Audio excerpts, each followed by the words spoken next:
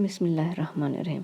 سورہ زمر آیت نمبر 6 سے 7 میں اللہ پاک فرماتا ہے، اسی اللہ نے تم کو ایک شخص آدم علیہ السلام سے پیدا کیا، پھر اس سے اس کا جوڑا حوا علیہ السلام کو بنایا، اور اسی نے تمہارے لیے چوپایوں میں سے 8 جوڑے بنائے۔ وہی تم کو تمہاری ماؤں کے پیٹ میں پہلے ایک طرح یعنی ایک تہہ میں، پھر دوسری طرح یعنی دوسری تہہ میں 3 اندھیروں میں بناتا ہے۔ یہی اللہ تمہارا پروردگار ہے، اسی کی بادشاہی ہے، اسی کے سوا کوئی معبود نہیں۔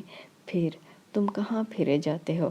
اگر ناشکری کرو گے تو اللہ تم سے بے پرواہ ہے، اور وہ اپنے بندوں کے لیے ناشکری پسند نہیں کرتا، اور اگر شکر کرو گے تو وہ اس کو تمہارے لیے پسند کرے گا، اور کوئی اٹھانے والا دوسرے کا بوجھ نہیں اٹھائے گا۔ پھر تم کو اپنے پروردگار کی طرف لوٹنا ہے، پھر جو کچھ تم کرتے رہے وہ تم کو بتائے گا، وہ تو دلوں کی پوشیدہ بات تک سے آگاہ ہے۔